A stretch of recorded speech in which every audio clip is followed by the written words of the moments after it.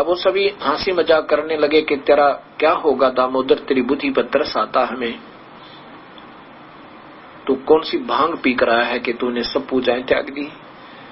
आखिर में दामोदर को कबीर कहने लगे, जुलाहा कबीर, नाम रख दिया कबीर, वो आ गया कबीर, पीछे से कहने लगे। अब वो कहता भी ठीक है तुम मजाक करो, मैं तुम्हारे बारे में कुछ नहीं कहता, आप क्यों मुझे दुखी करो। ऐसे चलता रहा। 6 महीने के बाद वो फिर वापस आ रहे हैं विदेश से जहाज के द्वारा, और अपने सारा उसमें पैसा भी माल भी जहाज के अंदर लेकर आ रहे हैं, सभी व्यापारी साथ में दामोदर जी। एक बहुत भयंकर साइक्लोन समुद्र के अंदर खड़ा हो गया।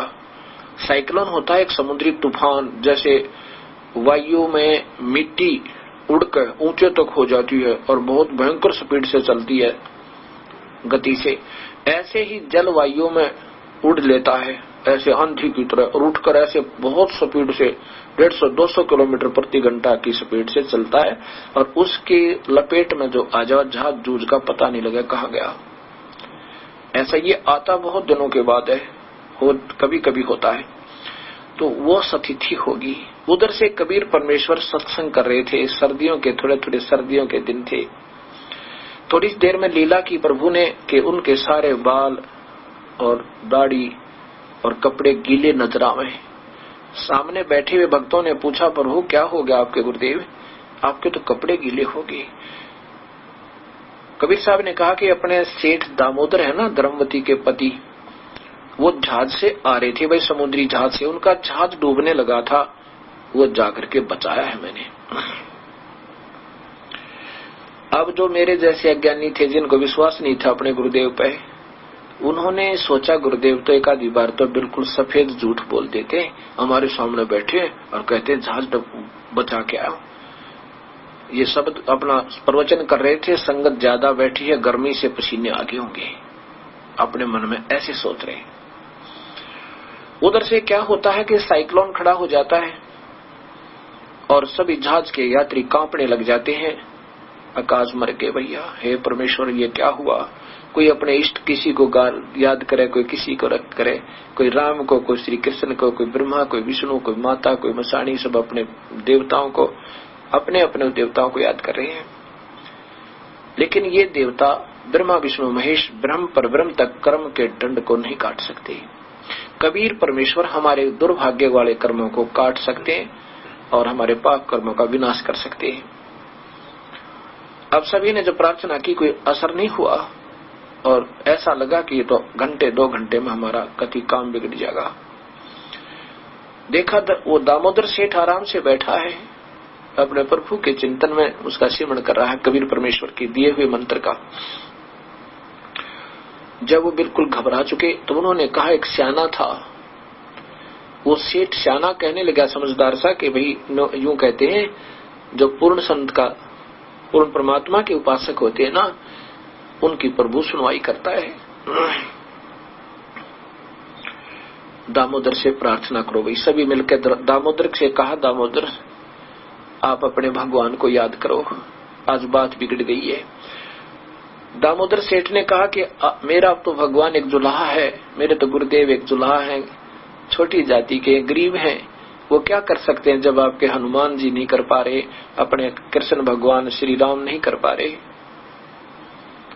गरीबदास जी कहते हैं, मासा घटे ना तिल बधे, विधना लिखे जो लेख, और सच्चा सतगुरु मेट के ऊपर मार दे वेख। पूर्ण संत से संपर्क में आने के बाद वही कबीर परमेश्वर ही अपनी शक्ति से उसके सारे कार्य उनके शिष्यों के किया करता है। वो ऊपर मार, मासा घटे ना तिल बधे, जो विधाता ने लेख लिख रखे थे उनका विनाश वही होना था यदि शरण में ना होता दामोदर, तो ऐसा लिखा था। और पूरा सतगुरु पूर्ण संत उनको खत्म करके और परमानेंट मेख मार दे, अर्थात उन पर कति उनको खत्म कर दे और अपनी तरफ से लिख दे उनके सौभाग्य को। ये वो कबीर परमेश्वर है। अब सभी कहने लगे, दामोदर अब ये बात कहने की नहीं है, अब ना कहे ये बातें, हमारा हृदय दुख है, हमसे गलती होगी, हमने आपको बहुत बुरा भला कहा, माफ कर दे हमें। दामोदर ने कहा कि तुम बैठ जाओ। वो बैठ गए। वो कहने लगे बैठा नहीं जाता, कैसे बैठ जाए? अब बैठ जाओ, बैठ जाओ, प्रभु पर विश्वास रखो, अपने कबीर परमेश्वर पे, उस पूर्ण ब्रह्म पे। दामोदर खड़ा हुआ और कहा, हे परवरदिगार, मैंने आपके गुण बहुत गा दिए इनके सामने, और मैंने बड़ी महिमा गाई आपकी कि मेरे भगवान ये कर देते हैं, मेरे दाता ये कर देते हैं। आप समर्थ हो, कोई शक नहीं, आपके गुणों से मैं परिचित हो चुका हूं। प्रभु, हो सकता है इस मुझ जैसे तुच्छ जीव की इतने पिछले जन्मों की ये बहुत ज्यादा खराब किस्मत हो, ऐसे बुरे कर्म मेरे हों दाता कि आपके चरणों में भी मेरी सुरक्षा ना होनी हो और मेरी मृत्यु ऐसे लिखी हो। हे मालिक, मुझ नीच के कारण मेरे भगवान की बेइज्जती होगी।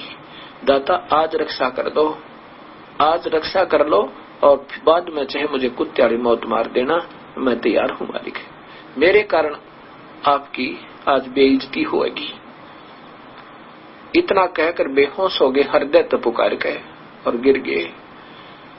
जो ही वो बेहोश हुआ, इतनी देर में उस समुद्री तूफान बहुत नजदीक आ गया था।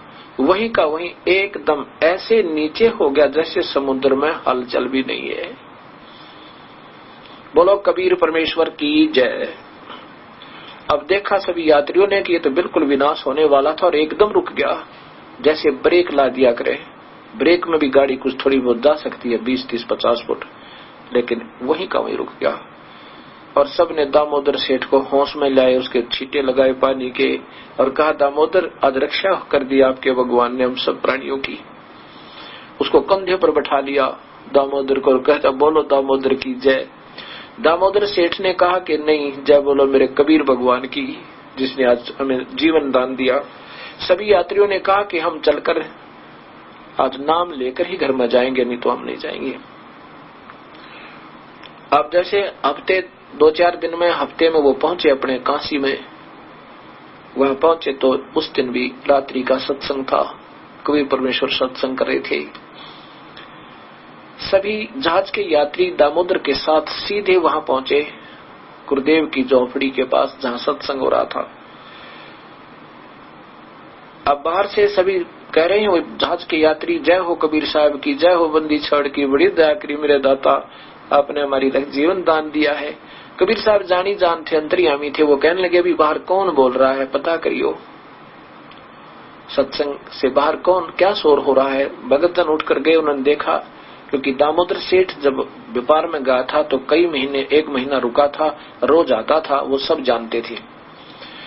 उन्होंने आकर बताया कि सेठ दामोदर के साथ कुछ सेठ आए हैं और वो नाम दान लेना चाहते हैं प्रभु आपसे। कबीर साहब ने कहा, बुला लो। अंदर जब आए साहब के पास सत्संग के स्थल पर, कहे, हे प्रभु, आपने हमारा जीवन दान कर दिया, आपने हमारी रक्षा करी। आज आपकी दया से, आपके प्यारे भक्त दामोदर के प्रार्थना से आपने हमारे जीवन दान किया, हमारे जान और माल की रक्षा की। वो तो अंतर्यामी थे, वो जाने थे, फिर भी उनके मुख से कहना चाहते थे ताकि अन्य संगत जो अधूरे सुधूरे शिष्य हैं, इनका भी मन परिपक्व हो जावे, इनका दृढ़ विश्वास बने इस दास पे, उस कबीर परमेश्वर पे। कहा, भी बात बताओ क्या है। जब उन्होंने सारी कहानी बताई, दाता ऐसे ऐसे हो गई थी, समुद्री तूफान में हमारा जहाज उसके फेंट में आने वाला था, और आपके ने ऐसी दया करी, इस दामोदर की पुकार से आप मालिक जो का तो रोक दिया। अब वो जो भक्त आत्मा अधूरे थे, सत्संगी वहां रहते थे, भगतजन सुनते थे सत्संग को और कह रहे थे कि साहब तो वैसे झूठ बोल रहे हैं, सफेद हमारे सामने बैठे हैं और काहे को जहाज बचाया होगा। उस दिन उनकी आंखों में पानी आ गया। उन्होंने भी अक्षमा याचना की, दाता हमारे से गलती होगी, हमारे अंदर एक मन में खोट आया था मेरे प्रभु।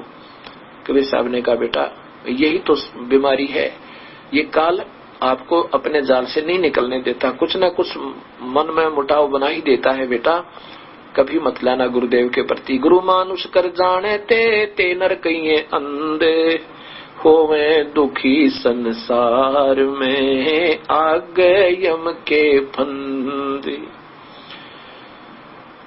सभी सेठों ने, व्यापारियों ने नाम लिया, उनके रिश्तेदारों ने लिया, उनके बच्चों ने ले लिया।